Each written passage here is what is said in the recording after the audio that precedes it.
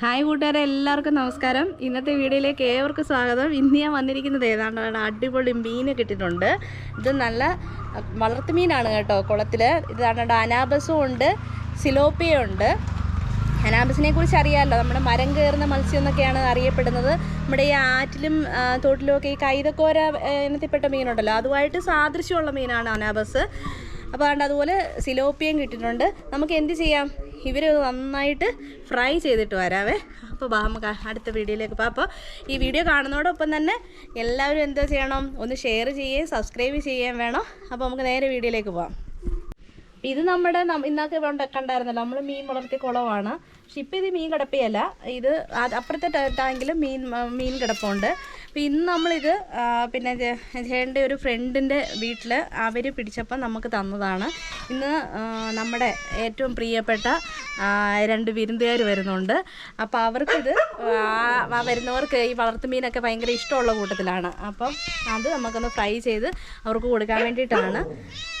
അപ്പോൾ നമുക്കിതെല്ലാം ഒന്ന് നന്നായിട്ട് കഴുകിയെടുത്ത് വരാം. അങ്ങനെ നമ്മുടെ റെഡ് അനാബസിനെയും സിലോപ്പിയൊക്കെ നല്ല വൃത്തിയായിട്ടാണ് കേട്ടോ കഴുകി ഫ്രഷാക്കി എടുത്തിട്ടുണ്ട്. നല്ല ഉപ്പൊക്കെ ഇട്ട് നല്ലോണം തേച്ച്. ഭയങ്കര പാടായിരുന്നു ഈ അനാബസ് കഴുകിയെടുക്കാൻ കേട്ടോ. പാവം എൻ്റെ ചേട്ടൻ എന്നെ സഹായിച്ചുകൊണ്ടാണ് പെട്ടെന്ന് തീർക്കാൻ പറ്റിയ. എൻ്റെ പാടായിരുന്നു, എന്നാലും കുഴപ്പമില്ല.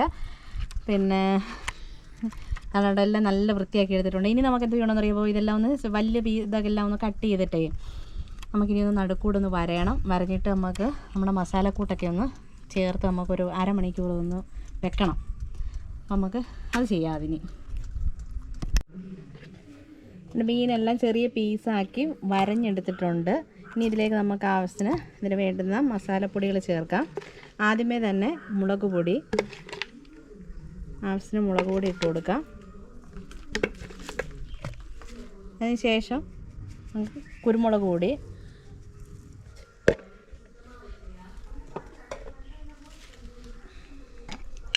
മഞ്ഞപ്പൊടിയും കൂടെ ഇട്ട് കൊടുക്കാം.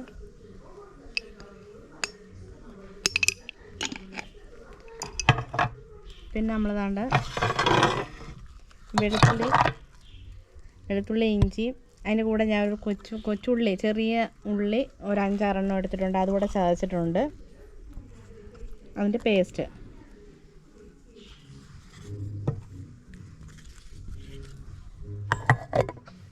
ആവശ്യത്തിന്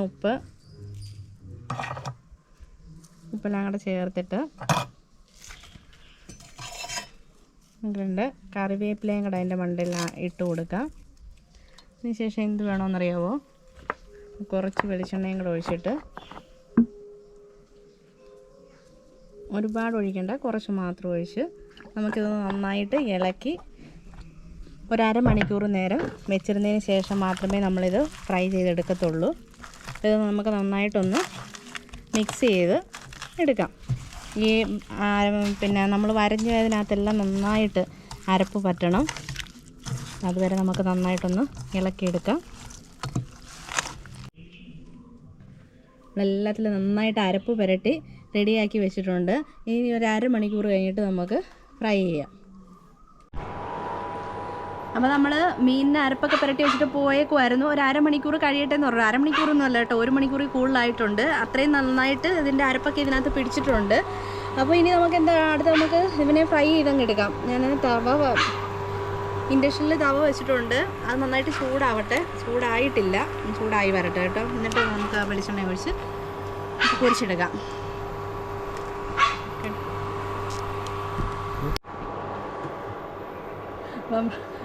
അപ്പം ചിരിപ്പിക്കരുത് തന്നെ, നമ്മുടെ തവ നന്നായിട്ട് ചൂടായിട്ടുണ്ട്. ഞാനിതിലേക്ക് വെളിച്ചെണ്ണ ഒഴിച്ച് കൊടുക്കുകയാണ്. എന്നെ ഇതിനകത്ത് മാക്സിമം എന്നെ ഇപ്പോൾ ആവശ്യത്തിന് തന്നെ വഴക്ക് പറഞ്ഞ എൻ്റെ ക്യാമറമാൻ കേട്ടോ.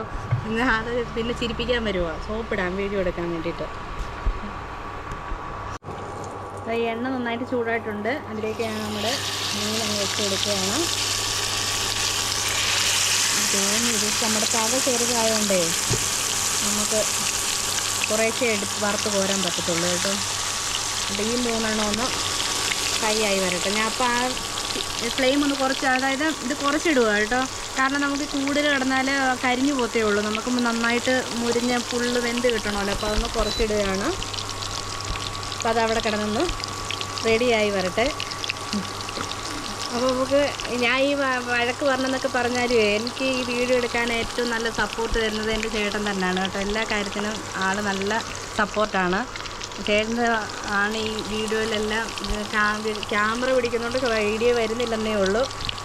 പക്ഷേ ഞാനിവിടെ നിന്ന് ചെയ്യുന്ന വെറും ഒരു ആങ്കർ മാത്രമാണ്. ഇതിൻ്റെ എല്ലാം ചേട്ടനാണ്. നമ്മുടെ മീൻ ഏകദേശം ഒരു സൈഡ് നന്നായിട്ട് മുരിഞ്ഞിട്ടുണ്ട്. അതെല്ലാം നമുക്കൊന്ന് തിരിച്ചിട്ട് കൊടുക്കാം.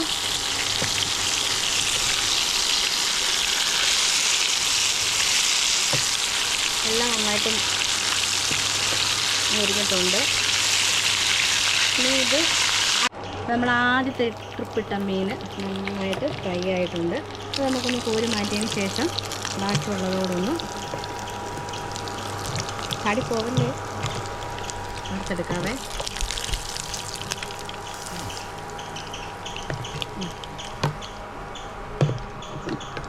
അടുത്തത് നമുക്ക് ഇതുപോലെ ഒന്ന് പറക്കിയിട്ട് ഫ്രൈ ചെയ്തെടുക്കാം. കുറച്ച് ഞാൻ എളുപ്പത്തിന് വേണ്ടിയിട്ടേ കുറച്ച് ഞാനങ്ങ് അല്ലാതെയും കൂടെ ചെയ്യുന്നുണ്ട്. അപ്പോൾ ഇതുകൂടെ ഒന്ന് റെഡിയായി വരട്ടെ. ഹായ് സുഹൃത്തുക്കളെ, നമ്മൾ മീനെല്ലാം ഫ്രൈ ചെയ്ത് റെഡിയാക്കി വെച്ചിട്ടുണ്ട്. ഞാൻ താണ്ട എല്ലാം ഒരു വാഴയിലേക്കകത്ത് സെറ്റ് ചെയ്ത് റെഡിയാക്കി വെച്ചിട്ടുണ്ട്. എൻ്റെ മുകളിൽ കുറച്ച് സവാളയൊക്കെ അരിഞ്ഞ് ചെറുതായിട്ടൊന്ന് ഡെക്കറേറ്റ് ചെയ്ത് വെച്ചിട്ടുണ്ട്. അപ്പോൾ നമുക്ക് ഇങ്ങനെ ഉപ്പും പുളിയൊക്കെ ഉണ്ടോ എന്ന് നമുക്കൊന്ന് നോക്കാം. അങ്ങനെ നല്ല ചൂടാണ്.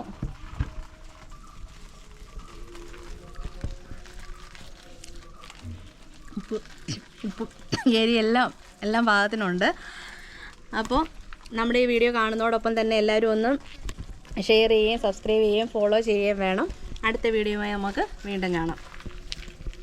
ഓക്കെ.